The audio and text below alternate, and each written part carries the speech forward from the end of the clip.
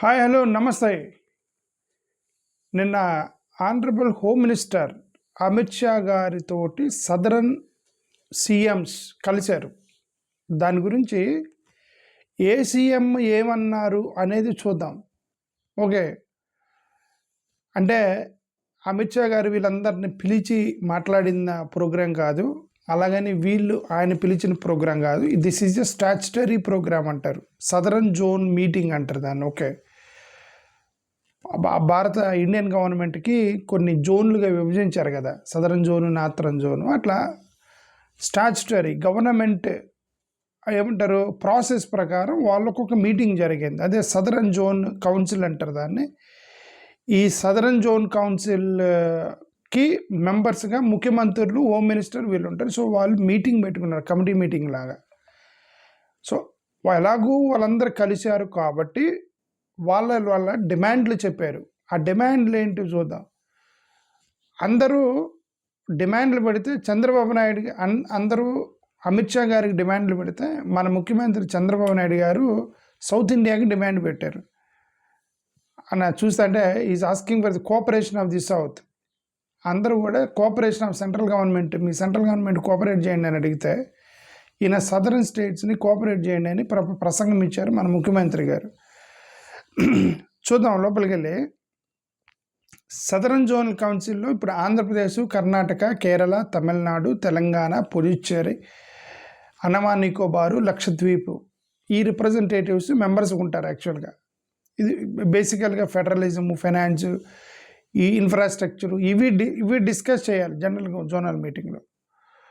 మన ముఖ్యమంత్రి గారు ఏమి ప్రసంగం ఇచ్చారంటే, సౌత్ ఇండియా అనేది 10 ట్రిలియన్ ఎకనామిక్ బ్లాక్గా అవ్వాలి. 10 ట్రిలియన్ ఎకానమీ 2047 లోపు. అదే మన ఆంధ్రప్రదేశ్లో ప్రసంగాలు ఇస్తుంటారు కదా, విజన్ 2020, విజన్ 2047. అమరావతిని మనం చాలా ఎక్స్ట్రాడినరీగా డెవలప్ చేయాలి. సో ఈ ఆయన స్టైల్ ఆఫ్ ప్రజెంటేషన్ ఎలానే ఉంటుంది కదా. ఓకే, విజన్ ఉంటే మంచిదే. విజన్ జనరల్గా విజన్ అనేది ఎవరికి కనబడదు కదా, అది ఆ లీడర్కి తప్పితే ఎవరికి కనబడదు. సినిమా తీసే బాహుబలి డైరెక్టర్ ఏం పేరంటే రాజమౌళికి తప్పితే ఆ విజన్ ఎవరికి కనబడదు. సినిమా తీసి సెట్రోల్ కూడా కనబడదు. ఆ తయారైనాక తయారవ్వాలి. కాబట్టి ఒక నాయకుడికి విజన్ ఉండటం వల్ల తప్పేం లేదు.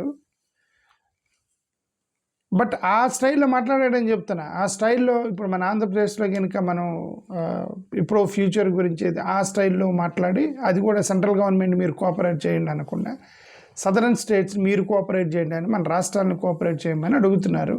నాకు ఒకటి అర్థమైంది, అమరావతి, బెంగళూరు, చెన్నైకి కనెక్టివిటీ చేస్తూ కొద్దిగా ఇన్ఫ్రాస్ట్రక్చర్ ప్రపోజల్ పెట్టాడు ముఖ్యమంత్రి గారు. ఈయన ఏం పెట్టారు, రీజనల్ బుల్లెట్ ట్రైన్ కారిడార్. ఎక్కడి నుంచి అంట, ఆంధ్రప్రదేశ్, కర్ణాటక, తమిళనాడు.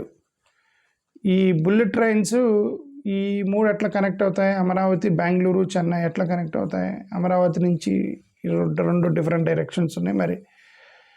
సో ఏదో ప్లాన్ అయితే చెప్పాడు. Okay, common logistic networks, dry ports, better interstate connectivity, ఇవన్నీ కూడా కోఆపరేట్ చేయాలి. ఎవరు కోఆపరేట్ చేయాలట, సదరన్ స్టేట్స్ కోఆపరేట్ చేయాలని. సెంట్రల్ గవర్నమెంట్ కదా సార్, మేము ఈ మూడింటి కలిపే విధంగా బుల్లెట్ ట్రైన్ వేయాల్సింది సెంట్రల్ గవర్నమెంట్ కదా.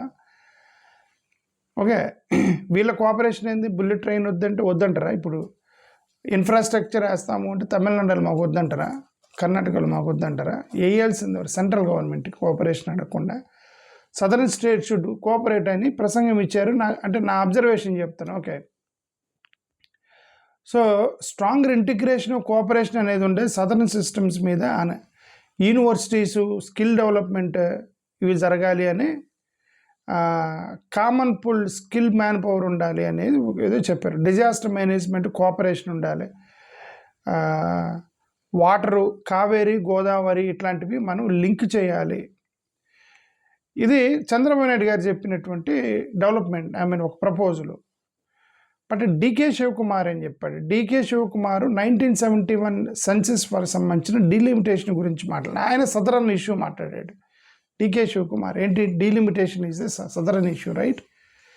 డీలిమిటేషన్కి సంబంధించి సదరన్ స్టేట్స్ మొత్తం కూడా ఇంపాక్ట్ అవుతాయి కాబట్టి 1971 సెన్సస్ ప్రకారమే మీరు వెళ్ళాలి, దాని ప్రకారమే మీరు చేయండి, లోక్సభలో 543 తోటే ఉమెన్ రిజర్వేషన్స్ పెట్టండి అనేది డికే శివకుమార్ ప్రపోజ్ చేసింది. ఈ మేకదాతు అనేటువంటి ఒక ఇష్యూ ఉంది కదా, reservoir project, Mekedatu reservoir project. So దాని మీద గొడవ జరుగుతుంది తమిళనాడుకి కర్ణాటకకి. సో వాళ్ళ రాష్ట్రం కాబట్టి ఆయన డిఫెండ్ చేసుకున్నాడు డికే శివకుమార్. సో ఇది డికే శివకుమార్ చేసినటువంటి డీలిమిటేషన్ ప్లస్ వాటర్ ప్రాబ్లమ్స్ మాట్లాడాడు. తమిళనాడు సీఎం జోసెఫ్ విజయ్, ఈ జోసెఫ్ విజయ్ ఏం మాట్లాడంటే, ఇది యాక్చువల్గా ఇతను హోస్టింగ్, నేను మీటింగ్ చెన్నైలో జరిగింది కాబట్టి తమిళనాడు సీఎం అతనే హోస్ట్ కాబట్టి, ప్లస్ వైస్ చైర్మన్గా ఉంటారు ఎవరైతే vice chairman of southern zone council, Tamil Nadu CM అనమాట, వైస్ చైర్మన్ కాబట్టి.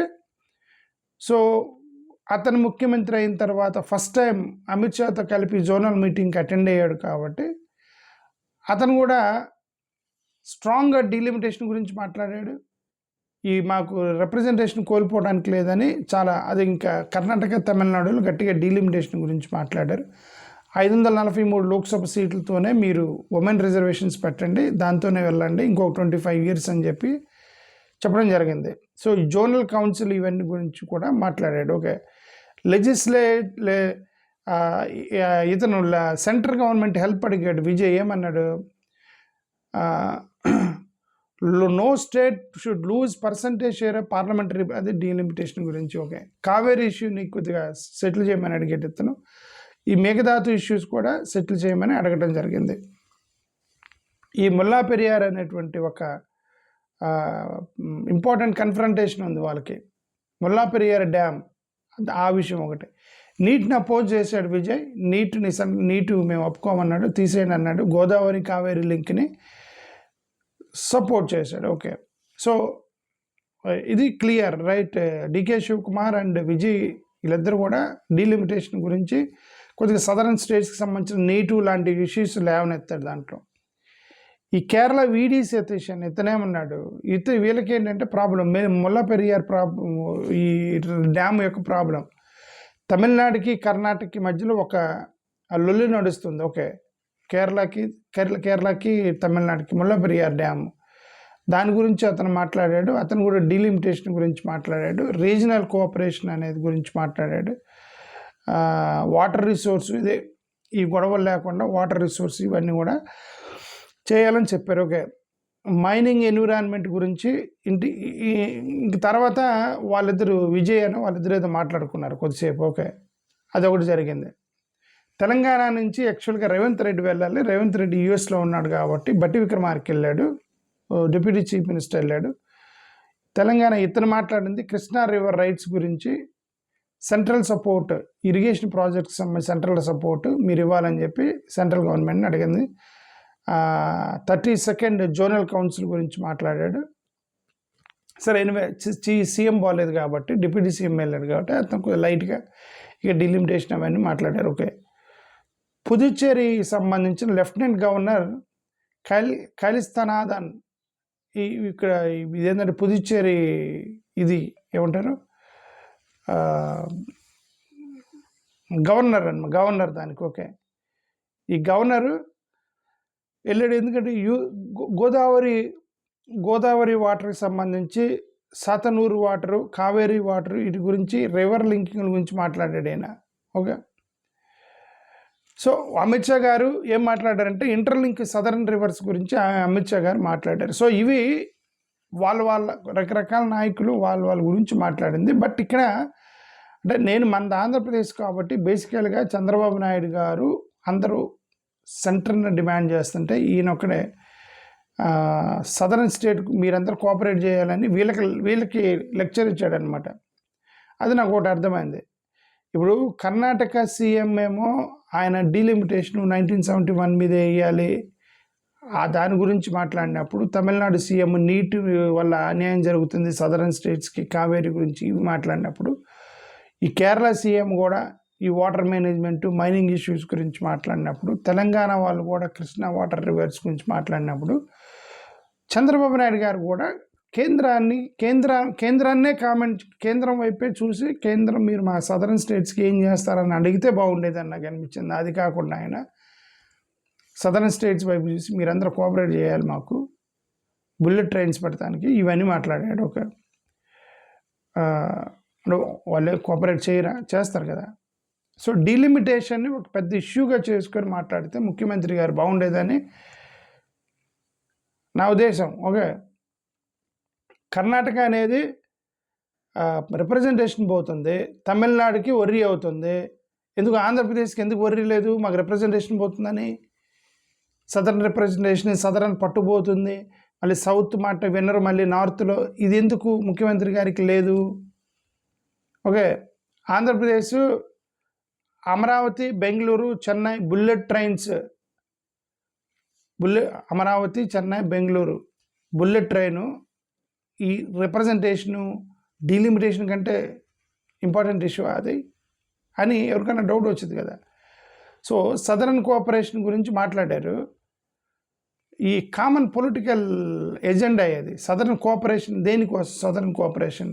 కామన్ పొలిటికల్ ఎజెండా, ఒక పొలిటికల్ ఎజెండా ప్రపోజ్ చేయాలి కదా. ఏంటి పొలిటికల్ ఎజెండా?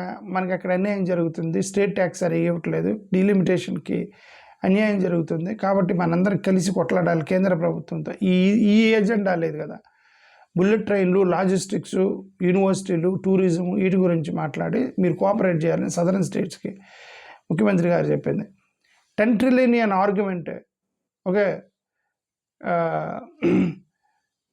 ఈ డీలిమిటేషన్ దాన్ని పక్కన పెట్టి 10 ట్రిలియన్ అనేటువంటి ఒక విజన్ గురించి మాట్లాడారనమాట. 31% ఆఫ్ ఇండియాస్ జీడిపి ముఖ్యమంత్రి గారు ప్రసంగిస్తే ఏమన్నారంటే 31% of India's GDP southern state నుంచి వెళ్తుంది అని అన్నారు.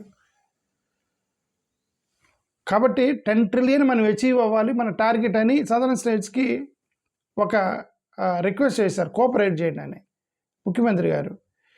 10 ట్రిలియన్ జీడిపి మనం ఇస్తున్నాం కాబట్టే కదా డీలిమిటేషన్, మాకు మా రిప్రజెంటేషన్ ఉండాలి, మాకు సీట్లు సమానంగా ఉండాలి, ఈ జనాభా లెక్కన కుదరదు, దీన్ని ఒక బ్లాక్గా విభజించి మాకు ఈక్వల్ పవర్ ఉండాలి, మా మాట కూడా చల్లాలి పార్లమెంట్లో అని కదా వీళ్ళు కొట్లాడుతున్నారు. ఎందుకు 31% జీడిపి మా దగ్గర నుంచి వస్తుంది? మరి మాకు అంటే 31% అంటే ఏంటి అర్థం? ఆల్మోస్ట్ 1/3. ఈ 1/3 మెంబర్స్ మా దగ్గర ఉండాలి కదా.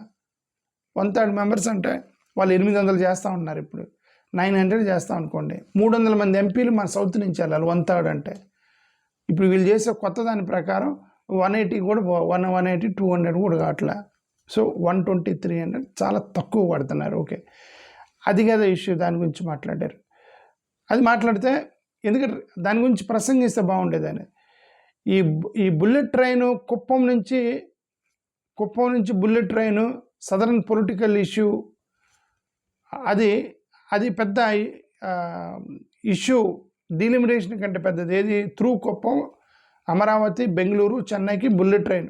ఇంక ఇది ఇదేనా అండి? వీళ్ళందరూ డీలిమిటేషను, ఈ నీటు, పెద్ద ఇష్యూస్ మాట్లాడుతుంటే ఈయన బుల్లెట్ ట్రైన్ గురించి ఒక ప్రసంగం ఇచ్చారు. నాకు అది అర్థమైంది. ఓకే, సో అల్టిమేట్గా ఏంటంటే ముఖ్యమంత్రి గారు సదరన్ కోఆపరేషన్ గురించి మాట్లాడారు, మంచిదే. నా తెలిసిన వరకు నాన్ కోఆపరేషన్ ఏమో బుల్లెట్ ట్రైన్కి ఎవరైనా నాన్ కోఆపరేషన్ చేస్తారా? ఇన్ఫ్రాస్ట్రక్చర్కి నాన్ కోఆపరేషన్ ఉంటుందా? రోడ్లు వేస్తూ ఉంటే వద్దంటారు. సో అది ఎలాగూ జరిగింది. That cooperation will be there at anyway. But Amit Shah garu లాంటి వాళ్ళతో ఒక ప్లాట్ఫామ్ దొరికినప్పుడు అక్కడ మనకి ఈ పెద్ద ఇష్యూస్ లైక్ నీట్ వల్ల జరిగే అన్యాయం, డీలిమిటేషన్ వల్ల జరిగే అన్యాయం, ట్యాక్స్ షేర్ వల్ల జరిగే అన్యాయం సదరన్ స్టేట్స్కి వస్తుంది. ఎందుకంటే that is a southern council meeting. That's a southern council meeting. Southern council మీటింగ్లో సౌత్ని ఒక బ్లాక్గా చూసి సౌత్ డెవలప్మెంట్ గురించి మనం రిప్రజెంట్ చేయాలి. ఓకే, ఇది నాకు అర్థమైంది నిన్న ముఖ్యమంత్రి గారు. అది వీళ్ళందరూ అమిత్ షా గారిని కలిసిన తర్వాత ఏం మాట్లాడారని నేను స్టడీ చేస్తే నాకు అర్థమైంది. అది. థ్యాంక్ యూ, నమస్కారం.